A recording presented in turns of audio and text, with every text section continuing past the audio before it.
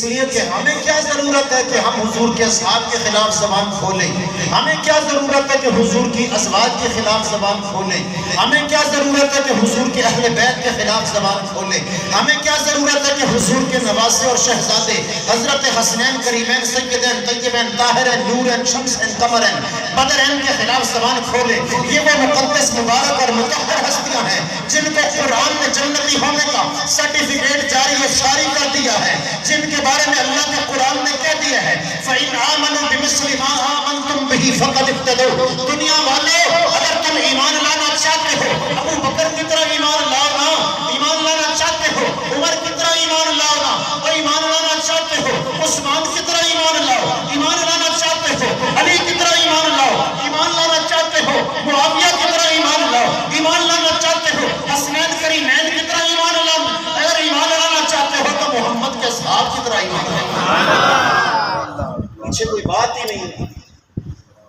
ہمارا عقیدہ ہے کہ وہ خدا بھی پاک ہے، اس کا محبوب بھی پاک ہے، اس کے اصحاب بھی پاک ہے، اس کی ازواج بھی پاک ہے، اس کے اہل بیت بھی پاک ہے، اور اس کے اصحاب سے جڑنے والے بھی پاک ہے، اور اس کے نیک بندے اولیاء اللہ کے قلوب کو بھی اللہ نے پاک کیا۔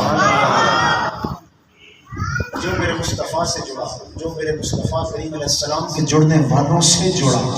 پھر جڑنے والوں سے جڑتا گیا، اصحاب پیغمبر، تابعین، تبع تابعین، ائمہ مجتہدین، سلف صالحین، اولیاء اللہ، اللہ نے سب کے ذکر کو پاک فرمایا، سب کے سب پاک۔ اب فرق یہ ہے کہ جو انبیاء ہیں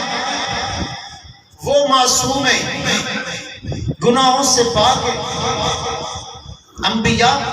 گناہوں سے پاک ہیں، اور حضور کے اصحاب گناہوں سے محفوظ ہیں۔ کیوں محفوظ؟ اس لیے کہ حضور کے اصحاب نے نبوت کے ہاتھ میں اپنا ہاتھ دیا ہے۔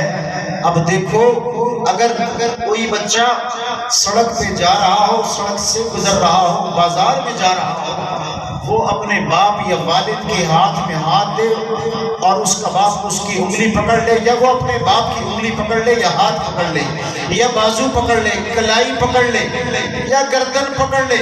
یا کندھے کو پکڑ لے یا ہاتھ کو پکڑ لے، تو وہ بچہ محفوظ رہ جاتا ہے بفضل خدا، ایکسیڈنٹ کا شکار نہیں ہوتا۔ سامنے سے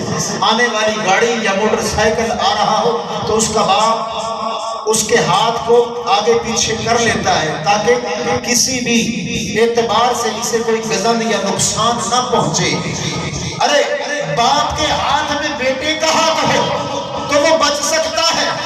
مرشد کے ہاتھ میں مرید کا ہاتھ ہو بچ سکتا ہے، استاد کے ہاتھ میں شاگرد کا ہاتھ ہو بچ سکتا ہے، تو پھر آمنہ کے لال ہو، محبوب رب ذوالجلال ہو، فخر